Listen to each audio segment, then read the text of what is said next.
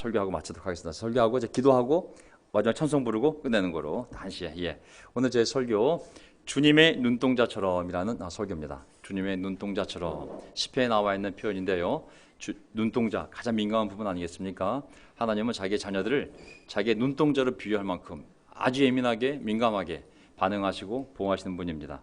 주제는 코로나 시대를 살아가는 지혜, 코로나 시대를 살아가는 지혜라는 주제를 가지고 말씀을 하도록 하겠습니다. 제목은 거창하지만 특별한 내용은 설교 요점은 이 어려운 시대 때 항상 피할 길이 하나밖에 없습니다. 다른 데로 가면 안 됩니다. 캠핑도 가고 그리고 여러 군데 하긴 했지만 주님께로 피하는 사람을 구원하시는 하나님은 항상 자기에게로 피하는 사람을 구원하시는 분입니다. 하나님은 항상 자기에게 피하는 사람을 전부 구원하시거든요. 하나도 놓치지 않고.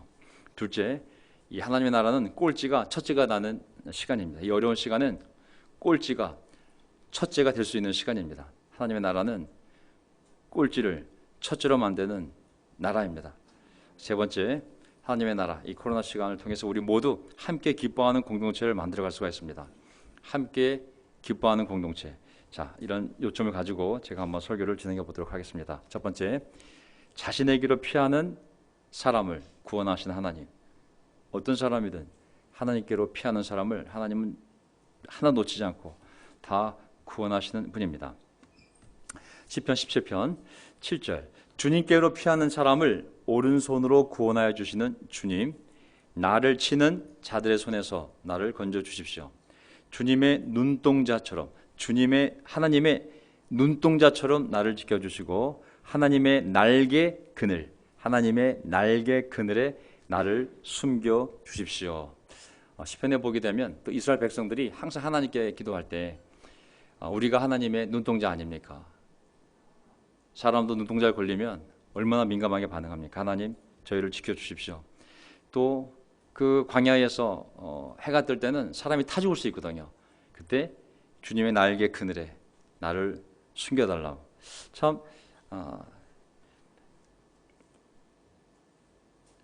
사람의 눈에서 눈동자로 하나님의 백성을 비유했거든요.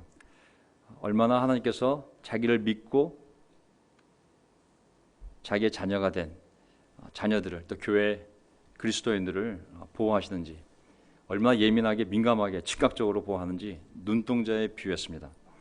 또 가장 포근한 출애굽할 때 노예로 살았던 이스라엘 백성들을 가나안 땅으로 옮겨갈 때 하나님이 어떻게 표현했냐면, 내가 마치 어미 독수리가 자기 새끼를 날개로 보호하고 나르듯이 내가 너희를 그렇게 날라왔다고. 우리의 인생도 정말 하나님께서 이렇게 보호하시고 우리 인생을 인도하시는 분임을 알 수가 있거든요. 나를 공격하는 악인들로부터 나를 지켜주십시오.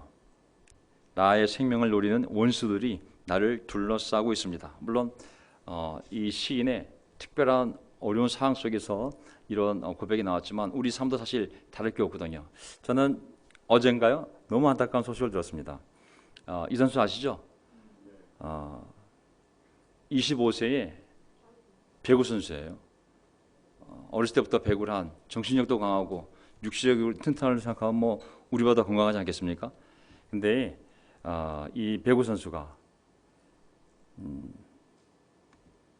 극단적인 선택을 해서 지금 이 세상에 존재하지 않습니다. 왜냐하면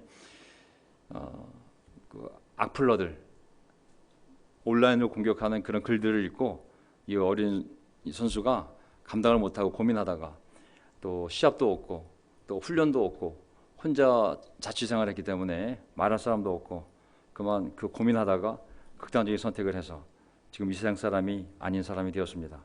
아니, 이렇게 건강하고 이렇게 예쁘고 귀한 생명이 하루아침에 정말 운명을 달랬다는 것이,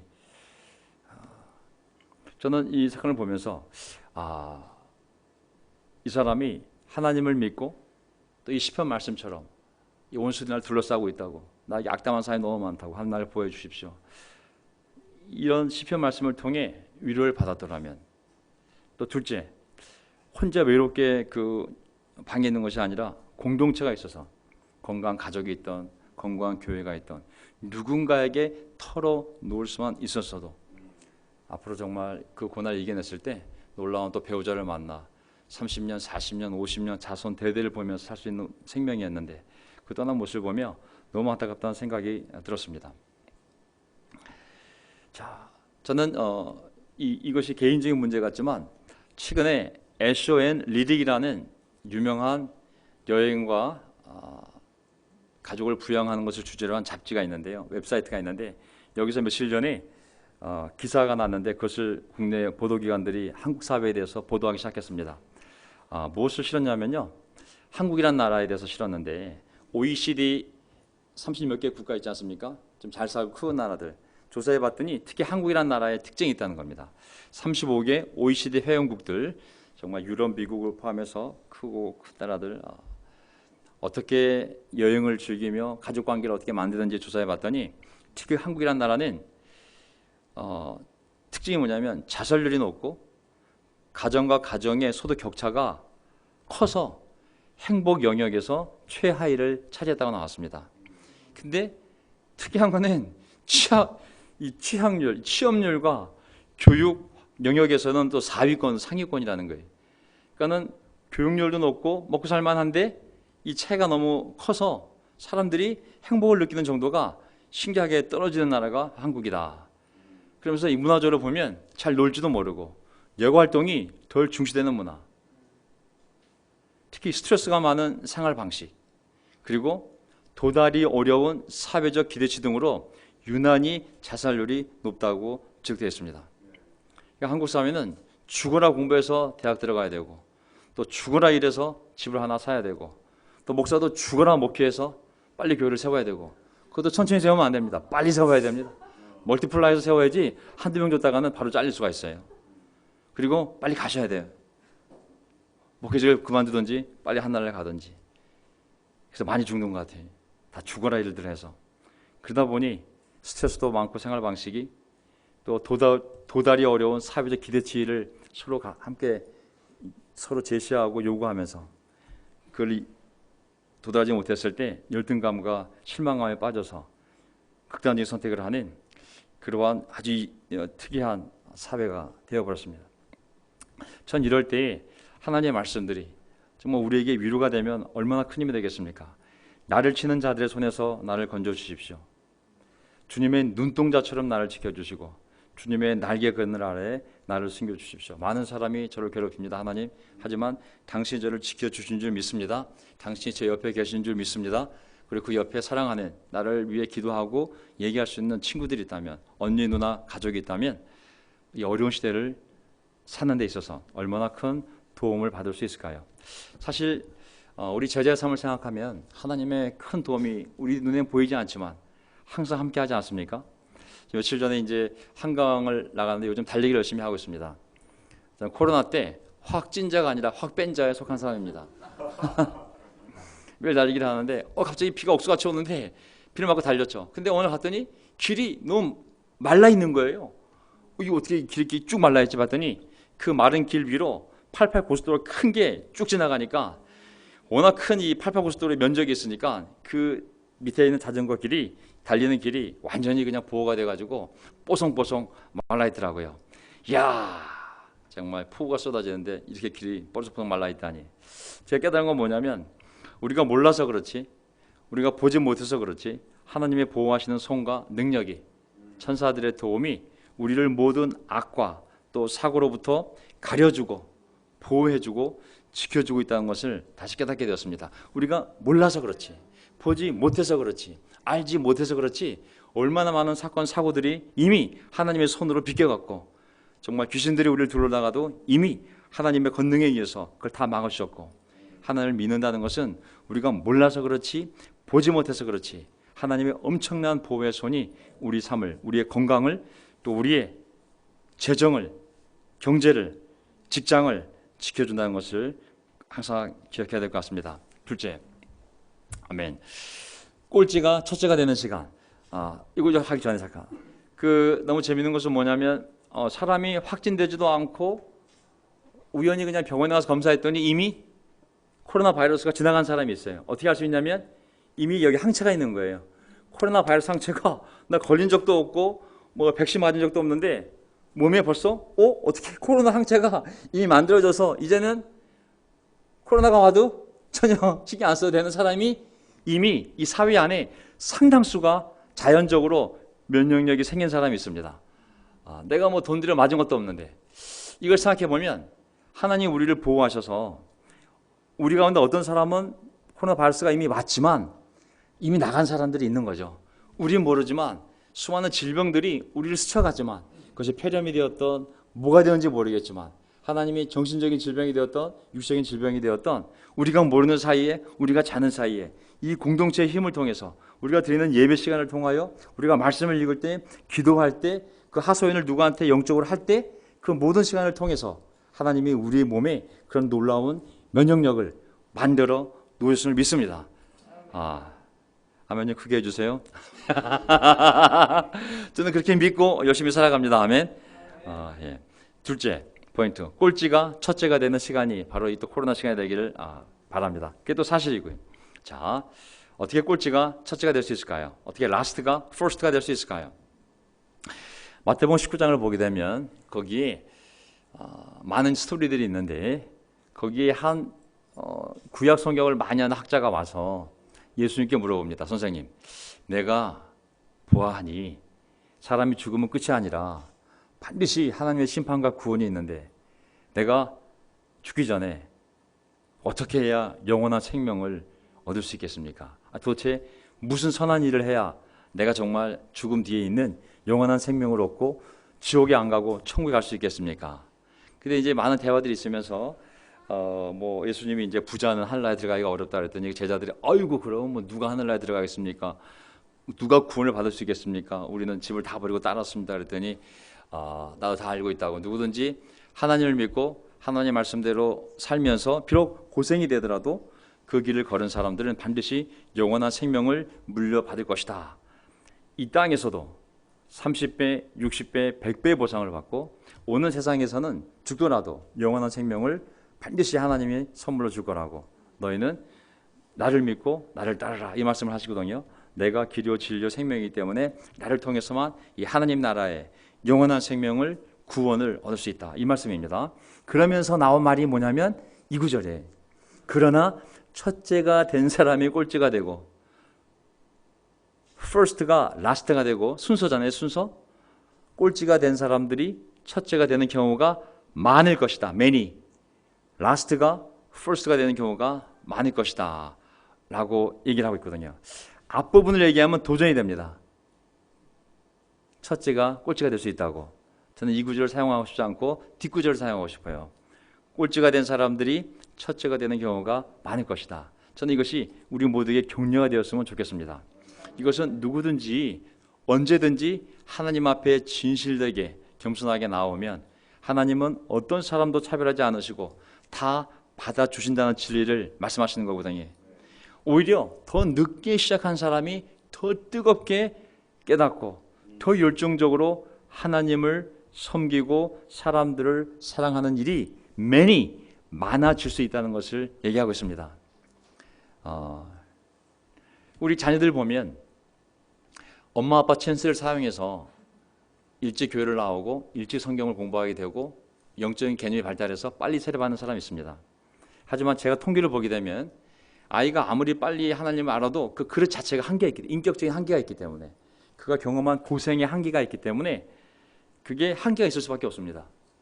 그래서 카톨릭은 유아 세례를 주고 또 일정한 나이가 되면 견진 세례 그 믿음을 견고하게 한다 하는 의미에서 견진 세례를 다시 한번 주게 되어 있습니다. 어떤 아이들은 차라리 더 커서 머리가 더 커서 더 가슴으로 삶의 고생을 경험하고 돌아온 탕자처럼 하나님을 믿게 되었을 때 오히려 이른 나이에 세례받은 아이들보다 더 놀랍게 하나님을 위해 섬길 수도 있습니다. 또 이 교회에 대해서도 세례를 받았지만 잘 모르고 받은 세례지만 그 당시 또래에서는 최선인지 모르겠지만 시간이 지나서 인생을 더 산 다음에 더 인생의 의미를 깊이 깨닫고 더 훗날 세례 받을 때보다 더 뜨겁게 하나님을 사랑하고 더 사람들을 사랑할 수 있는 일들이 얼마든지 우리에게 남아있는 것이죠. 그래서 우리 아이들이 빨리 설교 끝내야지. 헛소리하면 안 된다. 자, 마태복음 20장 8절을 보게 되면 19장에서 이제 20장으로 넘어가지 않습니까? 그 비유가 포도원 비유로 어떻게 먼저 된 자가 나중되고 나중된 자가 먼저 될 수 있는지 그 비유를 20장에 하게 되는 게 바로 이제 포도원 주인 일꾼이 비유거든요. 그게 뭐냐면 결론 가보겠습니다. 저녁이 되니 포도원 주인이 자기 관리인에게 말하기를 일꾼들을 불러 맨 나중에 온 사람들로부터 시작하여 맨 먼저 온 사람들에게까지 품삯을 치르시려 하였다. 이 내용 아시죠? 포도원 농장 주인이 일꾼을 뽑는데 인력시장에 가봤더니 아침 9시에 갔더니 빈둥거리는 사람들이 많은 거예요. 너 왜 빈둥거려? 했더니 제가 일거리가 없습니다. 그래? 그럼 내 농장 와서 일해. 내가 한 데나리온 줄게. 10만 원 줄게. 그래서 아침 9시에 일꾼을 뽑았어요. 근데 또 오후 12시 나가봤더니 또 사람들이 있는 거예요. 왜 당신 빈둥거리고 앉아있어? 했더니 제가 일거리가 없어가지고. 그래? 12시긴 하지만 내 농장에 와. 너도 내가 10만 원 줄게. 또 3시에 나가봤어요. 근데 또 일꾼이 있는 거예요. 또 사람이 있어요. 해가 지기 바로 직전에 5시에 나가봤어요. 그랬더니 사람들이 또 있는 거예요. 뭐 했더니 하루 종일 일거리가 없어가지고요. 빈둥거리. 야, 내 농장으로 와. 너도 내가 10만 원 줄게. 그래서 9시부터 시작해서 제일 늦게 온 5시까지 온 일꾼들이 있는데 돈 계산할 때 줄 때 보니 맨 나중에 온 사람들로부터 시작해서 돈을 주기 시작한 거예요. 맨 나중에 온 사람들부터 시작해서 거꾸로 맨 먼저 온 사람들에게까지. 근데 가격은 똑같이 10만 원씩. 그래서 맨 처음에 온 사람들이 화가 났어요. 야, 우리는 9시부터 왔는데 아니 왜 일 끝내기 1시간 전에 온 사람까지 똑같이 주냐. 그랬더니 주인이 야, 내가 더 주는 건 내 마음이야. 내가 다른 사람의 자비를 베푸는 것에서 네가 마음이 꼽니? 내 자비라고. 너 받아갈 거 약속받은 거나 받아가면 된다고. 16절 이와 같이 꼴찌들이 첫째가 되고 첫째들이 꼴찌가 될 것이다. 하나님의 은혜는 1시간 전에 와서 일했어도 하루 일당을 주는 것이 하나님의 넉넉한 자비로운 마음이잖아요. 자, 결국 하나님의 나라에 들어가는 순서를 얘기한다고 보았을 때 영원한 생명을 누가 얻는가? 누가 먼저 구원을 받고 누가 결국은 영원한 생명을 받고 천국에 들어가 생각해 보았을 때 이 순서로 봤을 때 순서가 바뀔 수 있다는 거예요.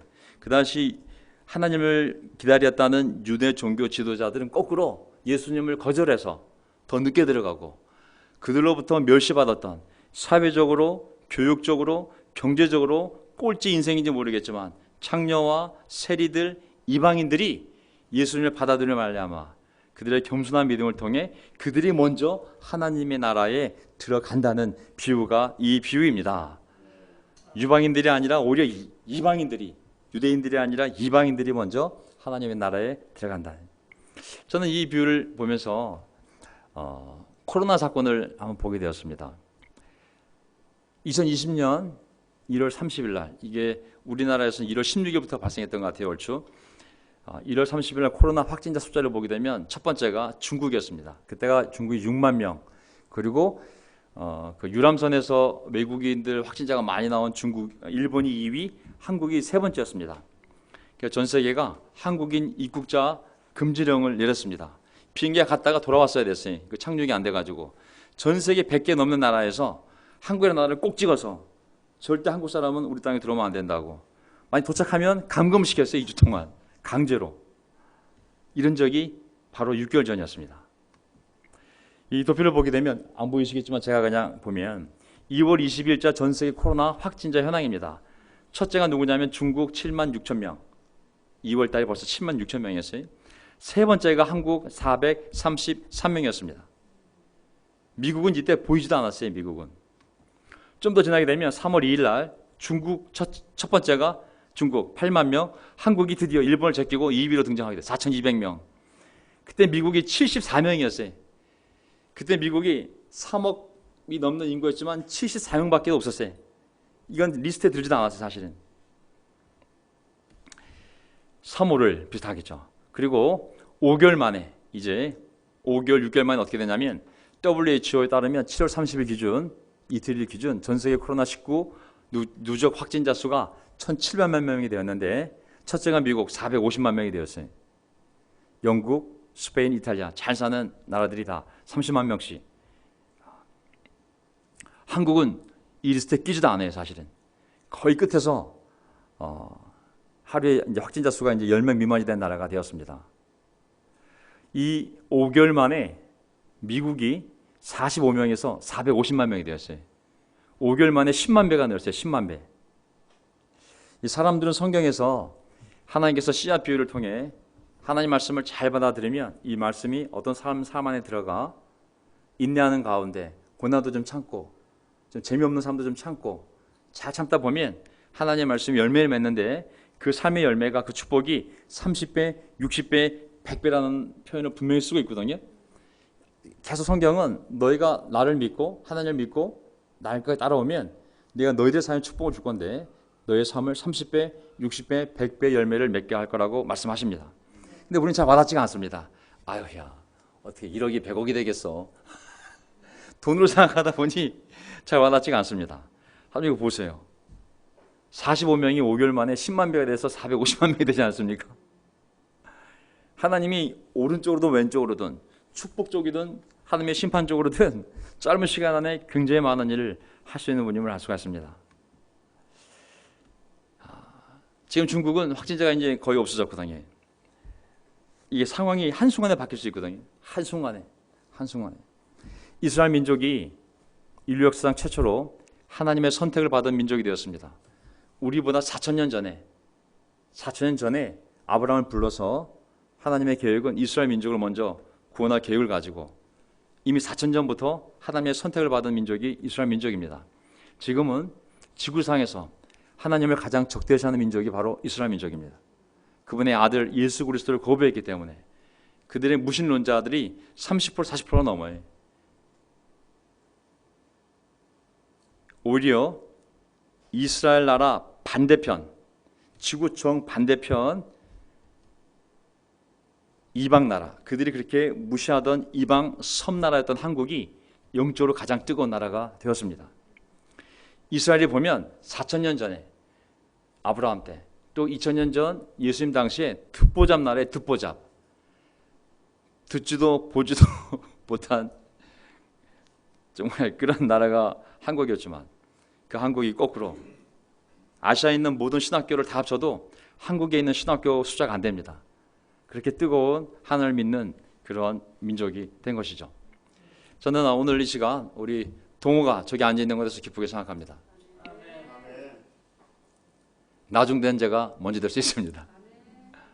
라스트가 퍼스트가 될 수가 있습니다. 저도 이 교회 주일학교 출신이 아닙니다. 저도 30살에 이 교회를 와서 그 뜨거운 마음이 생겨서 하나님을 위해 일하는 사람이 되었습니다. 저는 나이와 상관없이 우리가 겸손히 하나님 앞에 나온다면 하나님께 놀랍게 다시 우리의 삶을 더 뜨거운 삶으로 사용하실 수 있습니다.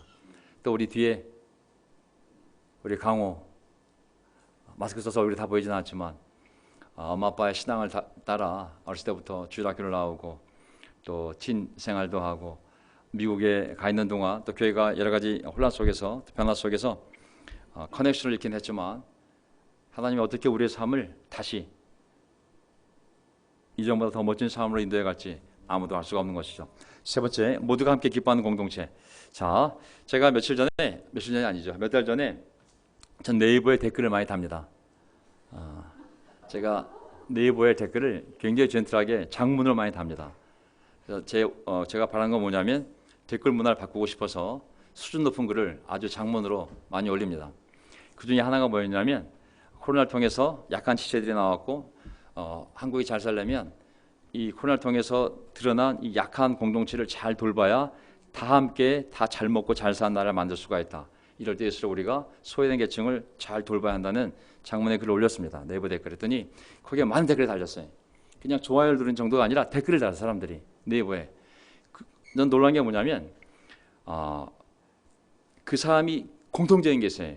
뭘 거기다 댓글 달았냐면 나는 절대로 대한민국이 다 함께 잘 먹고 잘 사는 나라는 될 수 없을 거라는 거예요. 이 구조상. 당신은 다 같이 잘 먹고 잘 사는 나라가 되기를 바란다고 하지만 그런 일은 절대 벌어지지 않을 거라고. 하지만 당신의 글에서 한 수 배워간다고 그랬어요. 모두가 다 잘 살 수 없을지 모르겠지만 그 마음에 대해서 어려울 때 더 약한 지체를 돌봐서 우리가 그래야만 또 다 같이 잘 사는 이 마음이 되어서는 내가 한 수 배우고 간다는 몇 사람이 댓글을 읽은 거 봤어요. 전 끝까지 믿고 싶어요. 모두가 함께 기뻐하는 공동체가 바로 하나님의 나라입니다. 아멘. 세상에서는 누가 못 살아야 내가 잘 사는 거거든요. 누가 망해야 그 돈이 나한테 와야 되는 거거든요. 내가 잘 살려면. 하지만 하나님 나라는 그렇지 않거든요. 모두가 함께 기뻐할 수 있는 공동체가 바로 하나님의 나라인 거거든요. 자, 요한복음 4장 34절 예수께서 그들에게 말씀하셨다. 나의 양식은 나를 보내신 분의 뜻을 행하고 그분의 일을 이루는 것이다. 예수님 땅에 오셨을 때 너희들이 먹는 양식이 있는데 난 그걸 먹으면 배가 부르다고. 밥이 내 양식이 아니라 하나님의 뜻, 하나님의 일을 할 때 그게 내 양식이고 난 그걸 하면서 힘이 난다고 말씀하셨어요. 나를 보내시는 분의 뜻을 행하고 그분의 일을 이루는 건 이게 내 양식이라고. 그러면서 뭐라고 나오셨냐면 너희는 넉 달이 지나야 추수 때가 된다고 하지 않느냐. 추수 얘기가 나옵니다. 추수 얘기. 무슨 얘기냐면 하나님의 아들 예수 그리스도가 세상에 오신 목적은 추수하러 온 거예요. 추수는 뭐냐면 익은 곡식, 하나님을 찾는 영혼들을 다 불러 모아서 그들의 영혼을 구원하고 영원한 생명을 주려는 것이 하나님이 그 아들을 보내신 뜻이고 하나님이 이루고자 하는 하나님의 일이거든요. 그래서 사람들을 죽음과 영원한 지옥에서 생명과 천국으로 우리를 옮겨가게 하시기 위해 예수님이 오셨고 우리를 위해 죽으셨고 부활하셨고 이렇게 교회를 세우셨습니다. 이 명동그리스도교회의 설립자가 누굽니까? 바로 예수 그리스도 하나님의 아들이 이 교회를 세우셨습니다. 우리의 수고도 있지만 이 교회를 세우신 설립자는 예수 그리스도죠. 지금 이렇게 사람들을 이 교회로 불러 모으신 분도 하나님입니다. 하나님이 지금 이 순간에도 모든 수단을 동원해서 사람들을 교회에 오게 만드시고 초대하게 만드시고 구원하게 하는 분이 바로 예수 그리스도. 우리는 쉬지만 그분은 절대 쉬지 않습니다. 그런 의미에서 오늘 우리 강우의 약혼자분도 오셨는데 너무나 환영합니다. 우리 따뜻한 박수를 네, 어떻게 했으나 하여간 오게 된 것도 얼마나 기쁜 일입니까? 예. 제가 실례가 되지 않길 바랍니다. 예. 자, 근데 보십시오. 야, 이게 이제 들판을 보면서 추수할 때가 되었다고. 사람의 눈에는 아무것도 없지만 예수님 보았을 때, 야, 이렇게 많은 영혼들이 우리를 기다리고 있다고. 내가 온 이유가 바로 이 영혼들을 추수하기 위한 거라. 이거 보라고. 너희들 안 볼지 모르겠지만 내 눈에 전부 다 교회를 데리고 와서 세례줘서 다 구원할 영혼들로 내 눈에 다 보인다고. 그러면서 정말 이 추수를 기다리는 익은 이 곡식들. 그러면서 뭐라고 말씀하셨냐면 난 너에게 말한다. 눈을 들어서 밭을 보아라. 이미 곡식이 익어서 거둘 때가 되었다. 거둘 때가 되었다. 추수하는 사람은 품삯을 받으며 영생 이른 열매를 거두어들인다. 그리하면 씨 뿌리는 사람, 추수하는 사람 함께 기뻐할 것이다. 씨를 뿌린 사람, 추수한 사람 함께 기뻐할 것이라고. 지금 그 기쁨을 나눌 때가 되었다고. 지금 추수할 때가 되었다고. 굉장히 많은 사람들이 지금 우리의 이 추수를 기다리고 있다고.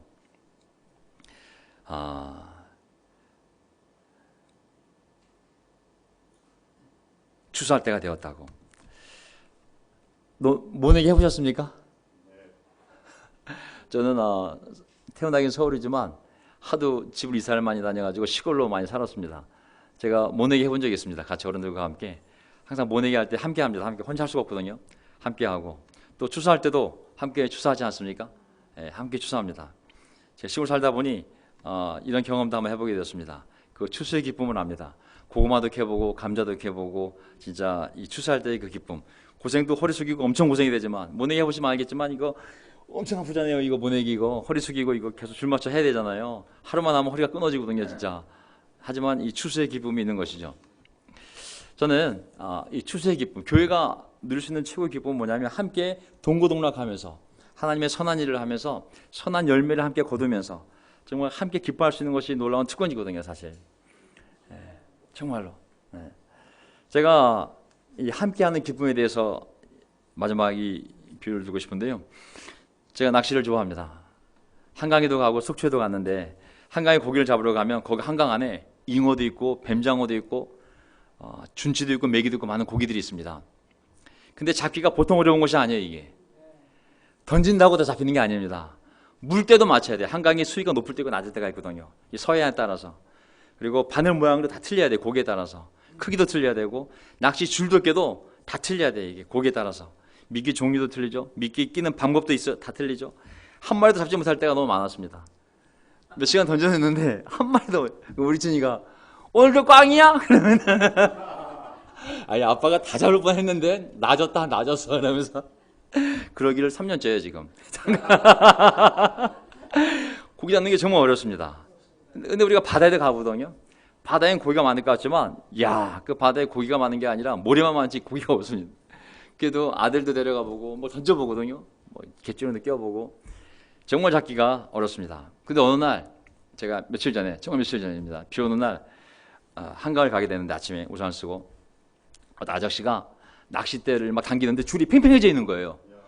낚싯대는 작은데 줄이 두꺼운 줄인데 팽팽해져 있는 거예요. 그러니까 이게 휘어져 있어요. 낚싯대가 큰 잉어가 걸린 거예요. 아직 한참 당기는데 계속 오는 모습이 보이는데 너무 커가지고 들어 올릴 수가 없는 거예요.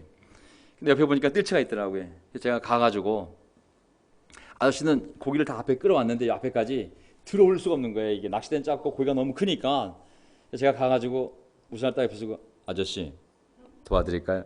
제가 이거 올 수가 없으니까 도와달라. 제가 뜰채를 딱 잡고 잉어를 들어 올리는데 처음에 한 손을 하다 못 들었어요. 너무 커가지고 딱 하는데 이게 한 손으로 안 될 정도, 이거 한 이 정도 되더라. 이 정도. 뭐 웬만한 애기 반만 사이거든요. 굉장히 큰 잉어를 잡았다 아저씨가 못 들어요. 제가 뜰채로 딱 해서 들어 올리는데 태어나서 처음이에요. 그렇게 무거운 고기를 들어 올리는 게 처음이에요. 제가 깨달았어요. 영원히 이런 고기를 잡을 일이 없을 것이다. 야, 딱 들어서 아저씨 올려주는데 제가 정말 그 맛보고 싶었는데 손맛을 딱 느꼈어요. 야, 이게 사람들 이런 맛으로 낚시를 하는구나. 딱 얹어놨더니 그 사람이 이제 사진을 찍고 어떻게 할지 모르겠지만 어쨌든 둘 다 너무 기쁜 순간이었습니다. 그분은 저의 도움을 통해서 고기를 들어 올렸고 저는 평생 누리지 못했던 손맛을 그때 느꼈고 저는 우리 교회에서 다들 처음 만난 사이, 그 아저씨도 처음 만났지만 어떻게 보면 우리 교회 공동체도 다 처음 만난 사이입니다. 승만이만 고등학교 때부터 동창이기 때문에 그렇지 아내도 교회에서 처음 만났습니다. 우리 세희, 장현이, 강춘 아버님, 기영자매 어떻게 보면 이 교회에서 다 처음 만난 사이예요. 정말 이 안에서 우리가 함께 영적인 선한 일을 함께하며 살아갈 때 거기에 큰 복과 큰 기쁨이 함께 왔을 줄 믿습니다. 이 정도 사이즈는 아니었습니다, 사실. 근데 이건 이제 실제 있던 일이거든요, 사실. 몇 년 전에 잡아서 올린 사진인데 이거 혼자 절대 못 잡습니다. 현지인도 있어야 되고 도와준 사람이 있어야 되거든요. 함께 기뻐하는 거. 정말 우리 인생에 아이들이 잘 되는 거, 우리 가족이 건강한 거, 우리 부모님이 건강하게 오래 사시는 거, 수많은 많은 좋은 일들이 있는데 그를 내 혼자 힘으로 할 수가 없습니다. 함께 할 때. 혼자 할 수 없는 일을 함께 하면 쉽게 할 수 있습니다. 교회라는 공동체는 하나님 우리 인생에 많은 복을 주었는데 그 복을 함께 할 때 우리가 다 누릴 수 있습니다. 그리고 함께 기뻐할 수 있는 것이죠. 그래서 저는 이 코로나를 통해서 다시 한번 우리가 함께 선한 일을 하며 함께 기뻐하며 함께 복을 누릴 수 있는 그러한 놀라운 하나님의 몸된 공동체로 거듭나는 시간이 될 줄 믿습니다. 아멘. 자, 오늘 주님의 눈동자처럼 주제 코로나 시대를 살아가는 지혜에 대해서 말씀을 드렸습니다. 이 어려운 배경에는 분명한 목적이 있습니다. 그것은 하나님께로 피해오라는 것입니다. 하나님께로 피해가면 반드시 하나님이 우리의 삶을 지켜주시고 눈동자처럼 하나님의 눈동자처럼 하나님의 날개 그늘 아래에 우리 삶을 보호해 주시고 인도해 가신 점이 있습니다. 또 꼴찌가 첫째가 되는 시간, 지금 어떤 이유든지 간에 신앙을 떠났다 할지라도 하나님이 다시 신앙을 회복시키시고 또 몇십 년 동안 하나님을 거부했을지 모르겠지만 하나님이 다시 새로운 마음을 주시면 더 놀라운 마음으로 하나님을 믿는 첫째가 될 수 있는 시간인 것이죠. 그리고 모두가 함께 선한 일을 하며 기뻐하며 복을 받는 그러한 교회로 거듭나는 시간이 되기를 바라면서 설교를 마치겠습니다. 아멘. 제가 마지막 기도